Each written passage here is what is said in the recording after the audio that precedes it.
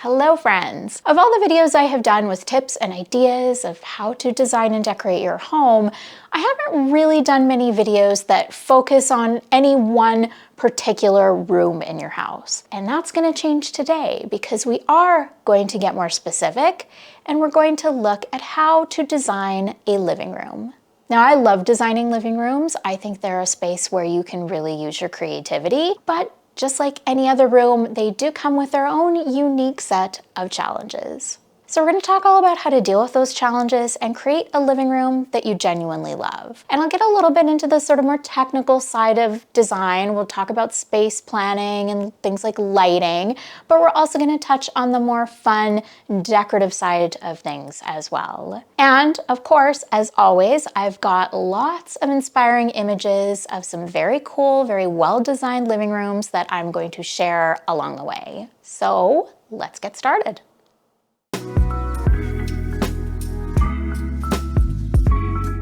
Just like any design project, you need to start out with a solid plan. And the first step of that plan is to assess what your needs are for the space and how you want it to function. And this is one aspect of designing a living room that can be a bit challenging because unlike a lot of other rooms in your house where the functions of the space are pretty obvious and clearly defined, living rooms often have to serve a variety of purposes. And of course, this is going to vary from person to person and space to space. Is it mostly just you utilizing your living room, or do you have people over a lot? Do you have a separate formal living room and a family room, or do you just have one living space? Is TV viewing going to be important, or is that done in another room of the house? These are all things to consider when determining how to best arrange your living room. Having a firm grasp on what you need from your space is going to help you create an appropriate plan. Once you have assessed your needs, it's time to start thinking about space planning. So what furniture are you going to require and how best to arrange that furniture to meet those needs? Does your living room already have an obvious focal point? That could be a fireplace, it could be a set of built-ins, it could be both. So if you don't already have a focal point in your living room, how do you go about creating one? Now, if you're not in a position to be adding a fireplace or built-ins, this is something that can often be achieved through the use of furniture. So maybe it's a wall of shelving or a long, low credenza with a collection of cool art above. Find a way to add some interest so that it's not a room full of flat, blank, boring walls. Seating placement is going to be another important consideration in your layout. Where best to place your sofa? Would it be better to have a sectional? What are you going to do for additional seating? And let's just pause for a second to discuss how seating placement relates to television placement, because I think a lot of us sort of have this feeling of guilt around televisions and that we're not supposed to arrange our living rooms in a way where everything is focused on the television, but you've got to be honest with yourself about how much of a priority the TV is. If that is the activity that you are spending the bulk of your time doing in this room, then it is absolutely fine to be arranging your living room in a way that TV viewing is going to be a comfortable experience.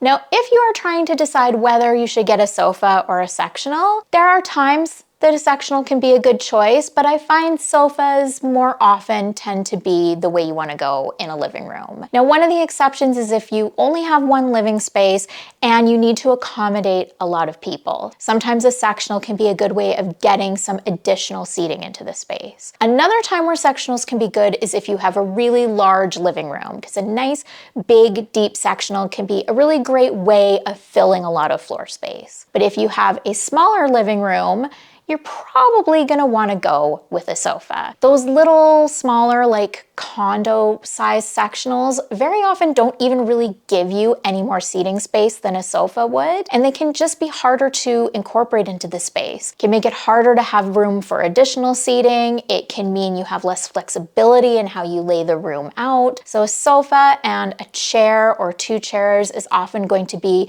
a better way to go. It's going to give you more flexibility. If you like the idea of a sectional with a lounger, because then you can put your feet up, that's fine, except it usually just means that only one person is going to be able to put their feet up. If you do a sofa with a large upholstered ottoman in lieu of a coffee table, that is going to allow more than one person to be able to put their feet up.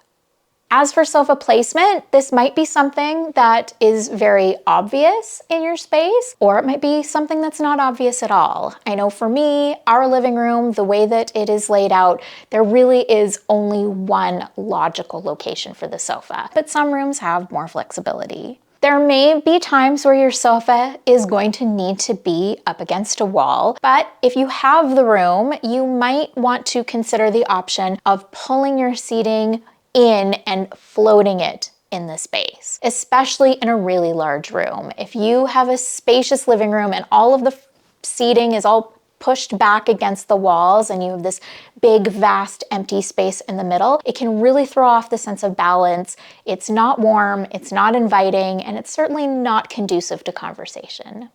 If your sofa is going to be floating in the room and the back of the sofa is really visible, try placing a console table or another piece of furniture behind the sofa just to break up that expanse and to also help your sofa feel more anchored in the room. Now, when it comes to additional seating to go along with your sofa, you might be considering a love seat, you might be considering armchairs. My preference is usually the chairs. It just gives you more flexibility if you decide you want to rearrange your furniture. Another nice thing about armchairs is that you can often have them separated enough that there's space for an end table in between. And it's always nice to have some additional table surface in your room because everybody likes to have a spot for their drink, right? Now, one scenario where a love seat might work better than armchairs is if you're dealing with a space that's really narrow. The footprint of a love seat can often be smaller than that of two armchairs, but it does depend on the size of the chairs. When it comes to coffee tables, you're going to want to pick something in a size that is going to allow you about 18 inches of clearance between the sofa and the table, but you don't want something that leaves you with so much clearance that it looks like the table is just floating alone in the middle of the room. If you do have a lot of floor space that you're trying to cover, you might want to consider buying two matching coffee tables to fill that space, or you could even put together a configuration of multiple smaller tables.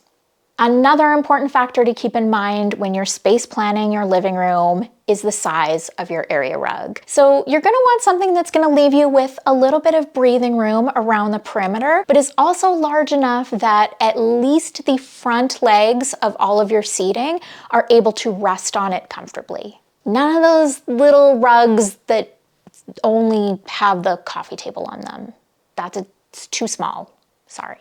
Now, space planning is mostly about your floor plan, but you don't want to forget about vertical space either. So things like furniture heights, window treatments, wall art, those are also going to be considerations. When it comes to coffee table height, those really don't tend to vary all that much, but you do want to pick something that's going to be relatively close in height to the seat height on your sofa. When it comes to end tables, you want those to be roughly the same height or a little bit lower than the arm of whatever seating they're beside. I'm also going to advise that you try to keep the seating height in your space all relatively similar. If you've got a really low slung sofa and you place a couple of really tall wingback chairs across from it, it can really throw off the sense of balance. Now, of course, you don't want everything in the room to all be the same height, but look to things like bookcases, floor lamps, wall art, mirrors. Those are all things that you can use to bring in some variation in height.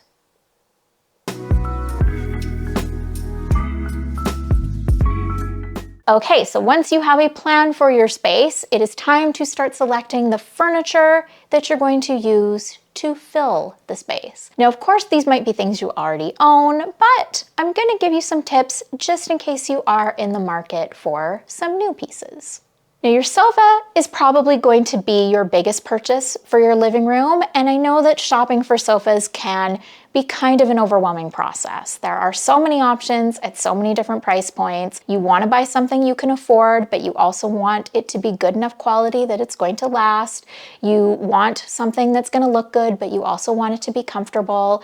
It can be hard to know where to even start. Now, there is, of course, the option of vintage sofas. Vintage sofas can be great, but don't assume that they mean a cost savings. Classic, iconic vintage designs can actually be very expensive. And even for the ones that are more affordable, you're probably going to be spending money on repairs and reupholstery. Now, as far as style is concerned, vintage sofas can be a very smart investment because if the sofa's been around that long and it still looks good, chances are pretty good it's going to continue to remain timeless. So even if you are looking at buying new, I would still recommend that you look to vintage for style inspiration. So what design eras are you drawn to? What are the common characteristics of sofas from that era? If you really like traditional or classic design, then you might be looking for a sofa with a turned wood leg and a rolled arm. If you love the 70s, you might want a sofa that's really low and deep. Now, when it comes to upholstery for your sofa,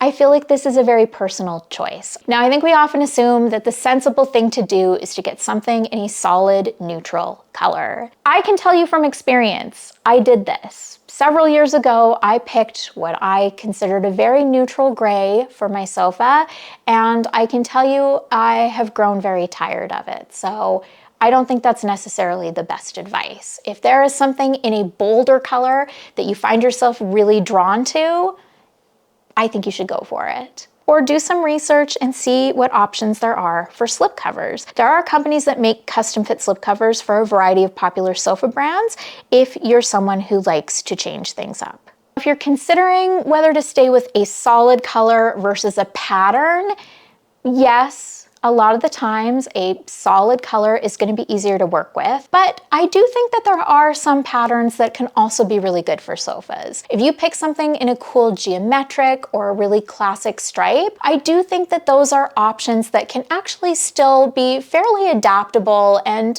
fairly easy to work with. Now, when it comes to coffee tables, again, there are so many options out there. It can be difficult to give you any really specific advice, but I do have a few tips. Now, one thing to consider is material. I think a lot of people just assume they're gonna buy a wood coffee table, and there's nothing wrong with a wood coffee table. But if you already have a lot of wood tones happening in your living room, this might be a time that you want to switch things up a little and bring in a different material that can provide some color or some contrast. Now, when it comes to the shape of your coffee table, I mean, a lot of that can depend on what's gonna fit in your space. But if you have the room, I love a large square coffee table, and I really like the styling opportunities that a large table like that can provide. Now, if you could use some extra storage, a coffee table with drawers can be a great idea. Now, if you don't care about storage or you don't want a coffee table with storage, one little styling trick I would consider is a decorative box that can sit on top of your coffee table. That is a great place to hide your TV remotes. I'm also a big fan of other types of storage furniture or case goods in a living room. So as I've already mentioned, I think that shelving, bookcases, credenzas are great ways of adding interest to an otherwise empty wall and turning it into a very cool focal point.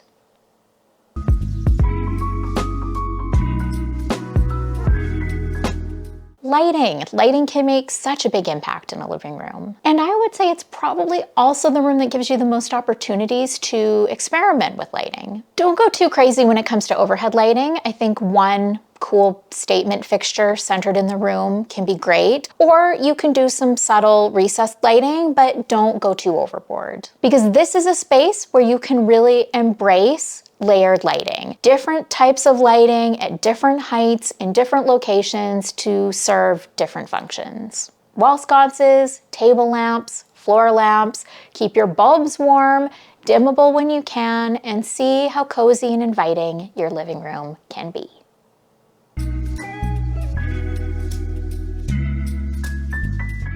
So when it comes to the decorating, the styling, the finishing touches that make your living room the incredible space you want it to be, I'm gonna pretty much give you the same kind of advice I usually do. This is a time that you really want to incorporate your personality. Your living room should be a reflection of who you are. And you want it to be not just stylish, but warm, inviting, and full of character. So experiment with some unexpected color combinations, mix a variety of design styles for added interest, incorporate some vintage, and fill it with pieces you love and have meaning for you. And as you so often hear me say, you do not have to worry about the trends. You can dabble in them if you want to, but if you prefer to just ignore them, that is also completely acceptable. Living rooms should look layered and varied and like they have evolved over time. The goal is not to buy everything all at one time from one store in one style. We want living rooms that are cool, original, unexpected, and authentic. All right, my friends, that pretty much brings us to the conclusion of this video on living room design. Now, just a reminder, if you ever want to see any of the inspiration images I've included in more detail, I have posted them to a Pinterest board. I do this for pretty much all of my videos, and the link will be in the description. If you found this video helpful and you would like to see more content like this, leave me a comment and let me know what other rooms you'd like me to cover. Thank you all so much for being here. I hope we see you again at the next one, and bye for now.